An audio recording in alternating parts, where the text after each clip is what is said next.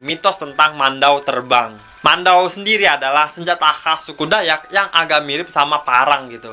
Menurut legenda, mandau ini tuh bisa terbang sendiri sambil mencari kepala musuh buat ditebas gitu sob. Hai sob, gua Armando. Assalamualaikum warahmatullahi wabarakatuh. Kalau kalian belum subscribe ke channel ini, jangan lupa klik tombol subscribe-nya, terutama buat kalian yang suka nih dengan sejarah. Kalau ngomongin soal sejarah, mungkin sebagian dari kalian tahu sob ya, kalau selama 78 tahun Indonesia merdeka, ada banyak banget peristiwa yang bisa dibilang udah jadi sejarah kelam nih, yang pernah terjadi di negeri ini. Dari sekian banyak peristiwa kelam di negeri ini, salah satu yang paling nggak bisa dilupakan adalah peristiwa konflik Sampit di Kalimantan Tengah. Buat kalian yang belum tahu ya, jadi sekitar bulan Februari tahun 2001 terjadi konflik besar yang melibatkan etnis suku Dayak dan etnis Madura di kota Sampit, Kabupaten Kota Waringin Timur, Provinsi Kalimantan Tengah. Dan soal kenapa konflik ini bisa terjadi, itu nanti bakal kita bahas. Tapi intinya, konflik ini tuh sangat-sangat mengerikan dan korbannya banyak banget sob. Bahkan di beberapa sumber mengatakan ketika peristiwa ini terjadi, salah satu jalanan di kota Sampit itu dipenuhi dengan darah. Dan banyak juga kepala manusia yang ditancapkan ke tombak sambil dibawa keliling kota. Dalam konflik Sampit ini juga muncul legenda-legenda yang konon katanya muncul saat peristiwa ini terjadi. Seperti adanya kejadian mandau terbang yang mencari kepala manusia, sampai munculnya sosok panglima burung, yaitu sosok mistis, penjaga, dan pelindung suku Dayak. Nah, kali ini gue akan ngebahas konflik Sampit di Kalimantan, dan juga gue bakal ngebahas sedikit legenda yang muncul ketika konflik ini berlangsung. Disclaimer dulu ya, pembahasan ini nggak bermaksud menyinggung atau ibaratnya membuka luka lama bagi sebagian orang. Tapi gua ngebahas ini dalam konteks sejarah dan mudah-mudahan konflik ini nggak akan terjadi lagi di masa depan. Mari kita bahas bersama. Di tahun 90-an mempertahankan harga diri dengan kuasanya yang memberikan contextual walls yang bahkan dia ini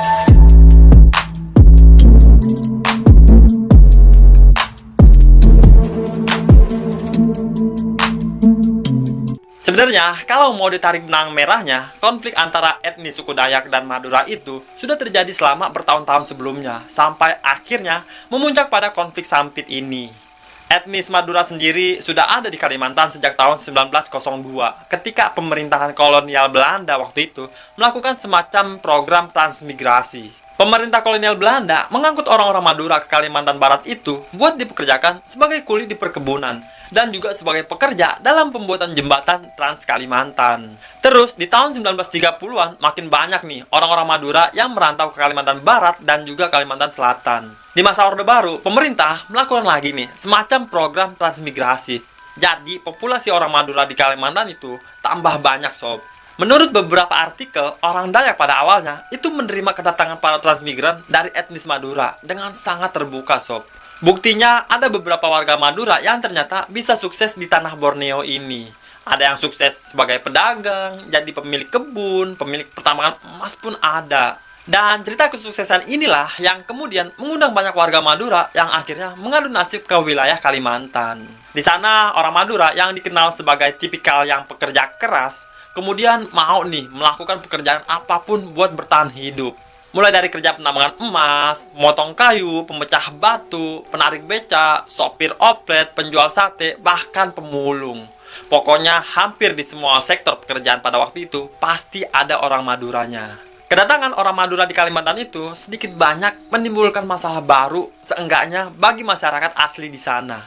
Kayak suku Dayak dan juga Melayu yang entah apa karena perbedaan budaya atau karena mungkin kecemburuan sosial kah, masyarakat Madura seringkali terlibat masalah dengan suku-suku lain di sana. Sebelum konflik dengan suku Dayak, orang Madura juga pernah nih sob, konflik sama suku Melayu. Seperti dalam konflik Sambas di Kalimantan Barat tahun 99. Konflik Sambas ini muncul karena adanya perkelahian antara warga etnis Melayu dan juga Madura yang ujung-ujungnya pembunuhan. Dan hasil dari konflik Sambas ini, masyarakat Melayu Sambas nggak bisa menerima lagi kedatangan orang Madura buat tinggal di Kabupaten Sambas. Gua nggak tahu apakah sekarang sudah berubah atau masih seperti itu.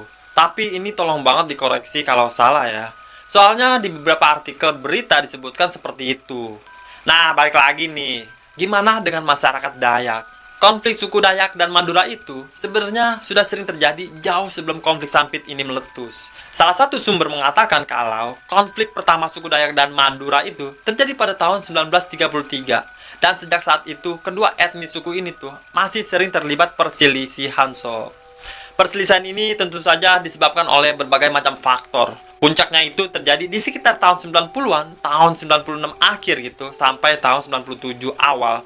Terjadi konflik yang lumayan besar antara suku Dayak dan juga Madura. Alasannya karena pada waktu itu suku Dayak menganggap kalau orang Madura itu sudah kelewat batas dalam melakukan penambangan emas di wilayah mereka. Kalian pasti tahu sendiri kan kalau suku Dayak itu dekat banget sama alam dan hidup berdampingan dengan alam. Jadi mungkin rusaknya alam akibat penambangan bikin sebagian masyarakat Dayak marah. Dan dari situlah muncul stereotip negatif orang-orang Dayak terhadap orang-orang Madura. Mereka menganggap orang Madura itu sebagai kaum pendatang yang keras kepala dan tidak menghargai tuan rumahnya.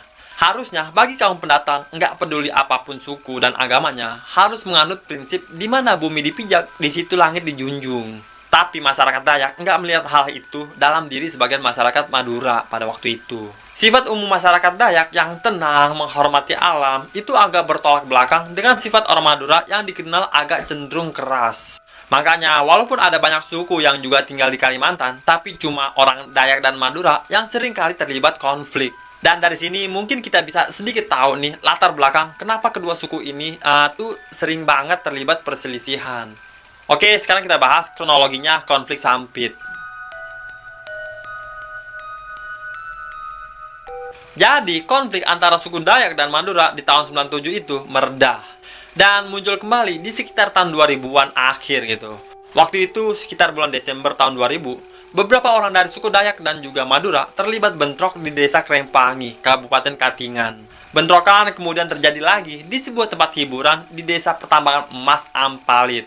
Bentrokan di tempat hiburan ini bikin seorang warga suku Dayak yang bernama Sandong itu tewas dengan beberapa tusukan senjata tajam. Kasus ini pun ditangani oleh kepolisian setempat dan entah apakah kepolisian waktu itu benar-benar menangani kasusnya dengan baik atau tidak.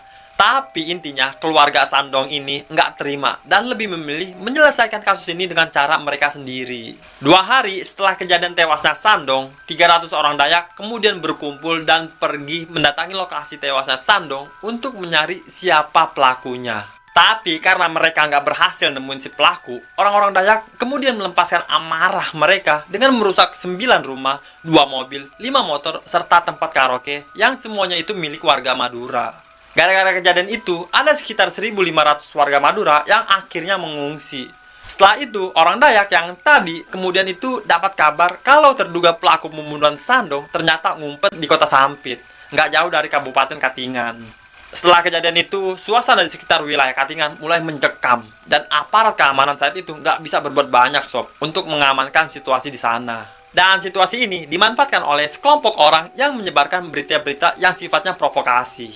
Salah satunya adalah adanya isu kalau beberapa warga Madura yang ada di Sampit itu menyimpan sejumlah bom rakitan yang kabarnya bakalan dipakai pada saat malam Natal tahun 2000. Masyarakat Dayak yang sebagian besar beragama Kristen tentu aja marah dengan isu ini. Konflik yang awalnya karena masalah sosial, sekarang nambah jadi konflik agama. Tapi tentu saja isu ini nggak terbukti, dan orang-orang Madura sudah klarifikasi kalau itu adalah kabar hoax. Pada akhirnya nggak ada pengeboman saat malam Natal di tahun itu. Nah, sayangnya kabar ini tuh keburu tersebar di kalangan masyarakat Dayak dan situasi tetap jadi tegang. Di tengah ketegangan ini, sekitar jam 1 malam tanggal 18 Februari 2001, beberapa masyarakat Dayak di Sampit kemudian menyerang rumah seorang etnis Madura yang bernama Matayo. Katanya penyerangan ini dilakukan karena mereka ingin balas dendam atas peristiwa yang terjadi di Krengpangi yang tadi udah gue jelasin tadi di awal sob. Dan hasilnya 4 orang meninggal, 1 orang terluka, dan dalam penyerangan itu yang semuanya adalah orang Madura. Orang Madura tentu saja nggak terima sob atas penyerangan itu. Kemudian mereka melakukan serangan balik. Pagi harinya, sekitar jam 8, beberapa warga Madura mendatangi rumah seorang warga Dayak yang bernama Timil. Timil ini diduga sudah menyembunyikan salah satu pelaku penyerangan rumah orang Madura yang newasin 4 orang tadi. Untung aja waktu itu Timil bisa diamankan oleh polisi nih sob. Tapi warga Madura yang keburu marah membakar rumah Timil dan menyerang rumah kerabat Timil yang nggak jauh dari situ sob. 3 orang kerabat Timil tewas dalam penyerangan warga Madura. Orang Madura yang terlibat penyerangan itu kemudian ditahan oleh polisi. Tapi ini nggak bikin suasana jadi tenang, sob. Justru sebaliknya, penahanan warga Madura itu justru bikin warga Madura jadi defensif. Mereka terus mempersenjatai diri mereka dan melakukan sweeping ke rumah-rumah orang Dayak yang ada di kota Sampit. Rumah-rumah dan kendaraan dibakar, dan banyak ditemui mayat di sudut kota Sampit. Tapi masih belum jelas nih, apakah mayat itu berasal dari orang Madura atau orang Dayak gitu. 2 hari setelah kejadian penyerangan itu, kota Sampit sudah dikuasai sama orang-orang Madura. Sedangkan warga Dayak semakin terdesak dan memilih ngungsi dari kota Sampit. Cerita penyerangan orang Madura kepada saudara mereka di Sampit bikin masyarakat Dayak yang ada di luar kota mutusin buat datang ke Sampit, sob. Kota Sampit yang awalnya dikuasai sama warga Madura berubah saat warga Dayak dari berbagai daerah datang ke kota Sampit. Rata-rata warga Dayak yang datang itu berasal dari Dayak pedalaman dan masuk ke kota Sampit melalui hilir sungai Mentaya. Orang-orang Dayak yang masuk ke Sampit secara bergelombang, mereka menyusup ke pemukiman warga Madura yang letaknya ada di sudut jalan kota Sampit. Nah, mungkin di antara kalian nih sering banget dengar kekuatan magis orang-orang Dayak pedalaman. Sejak zaman dulu nih, orang-orang Dayak itu dikenal sebagai pejuang yang punya kekuatan magis, sob. Konon, pada saat kejadian penyerangan itu, panglima perang dari suku Dayak bakalan membekali semacam ilmu kebal ke pasukannya. Selain ilmu kebal, mereka juga melakukan semacam ritual yang bikin orang Dayak itu bisa bedain mana orang Madura dan mana yang bukan orang Madura. Cuma dari penciumannya saja gitu, sob. Kalau menurut cerita orang-orang, orang Madura itu biasanya punya bau khas. Kalau orang Dayak nyium bau sapi di tubuh seseorang, maka menurut mereka, dia bisa dipastikan adalah orang Madura, sob. Selain penciuman, konon katanya, orang Dayak itu juga punya ilmu di mana mereka bisa tahu kalau itu orang Madura atau bukan dari penglihatan gaib mereka. Jadi orang Madura itu bakalan berubah kepalanya jadi kepala hewan. Tapi gua nggak tahu ya ini beneran atau sekedar mitos. Intinya orang-orang Dayak itu dikenal punya kekuatan magis. Bahkan bisa dibilang kalau salah satu ilmu santet terkuat itu asalnya dari Kalimantan. Ini mohon banget ya, tolong dikoreksi kalau gue salah ya. Nah, selain penciuman ada juga nih legenda munculnya Panglima Burung dalam konflik tersebut. Buat kalian yang belum tahu, Panglima Burung adalah seorang tokoh mistis dalam kepercayaan suku Dayak. Biasanya Panglima Burung ini digambarkan sebagai sosok orang tua atau bisa juga berwujud laki-laki atau perempuan. Sosok ini diceritakan tinggal di pedalaman hutan Kalimantan dan sosoknya bisa dipanggil dengan melakukan upacara tertentu. Panglima Burung sudah dikenal sejak lama bagi masyarakat suku Dayak. Dia dianggap sebagai pelindung mereka kalau suku Dayak merasa terancam atau lagi dalam keadaan perang. Nah, selain Panglima Burung, sebenarnya ada sosok lain juga nih yang dipercaya sama suku Dayak. Mereka adalah Panglima Sumpit, Panglima Naga, Panglima Kumbang, yang semuanya itu dianggap sebagai pelindungnya mereka suku Dayak. Selain Panglima Burung, ada juga nih mitos tentang mandau terbang. Mandau sendiri adalah senjata khas suku Dayak yang agak mirip sama parang gitu. Menurut legenda, mandau ini tuh bisa terbang sendiri sambil mencari kepala musuh buat ditebas gitu, sob. Tapi terbang yang dimaksud di sini bukan senjata mandaunya literally terbang ke sana ke sini gitu secara fisik ya. Mandau itu punya semacam roh atau arwah, dan roh inilah yang kemudian terbang secara gaib mencari kepala musuhnya. Kalau si mandau ini udah nemuin kepala yang dimaksud, maka kepala musuhnya bakalan terpenggal secara tiba-tiba. Semua kemampuan itu tentu saja berasal dari masa lalu suku Dayak yang seringkali perang dan juga melakukan praktik ngayau atau tradisi berburu kepala manusia. Jadi di zaman dulu orang Dayak nih, khususnya Iban dan Kayan, ngelakuin tradisi ngayau sebagai syarat dalam prosesi pernikahan. Dalam tradisi ini, laki-laki suku Dayak, Iban tuh, harus bawa pulang kepala musuhnya sebagai bukti kalau dia udah dianggap sebagai bujang berani atau raja berani. Setelah mendapatkan kepala musuh dan dibawa pulang, biasanya tengkoraknya musuhnya ini bakal dikeringkan dan dipajang di rumah. Tapi tradisi ini sudah dilarang sejak tahun 1984. Tapi nggak tahu sih apakah ini beneran ditinggalkan atau tidak gitu ya. Nah, semua yang tadi gue jelaskan, konon katanya dilakukan atau muncul dalam konflik Sampit ini. Banyak suku Dayak yang berhasil masuk ke kota Sampit dan ngelakuin pembantaian kepada etnis Madura. Tercatat ada sekitar lebih dari ratusan orang etnis Madura yang jadi korban. Sedangkan ribuan lainnya itu berhasil ke kota-kota sekitar, dan ini nggak cuma terjadi kota Sampit. Konflik ini juga menyebar ke berbagai wilayah di Kalimantan Tengah, bahkan sampai ke Pontianak. Pokoknya waktu itu kondisinya sangat kacau banget, sob.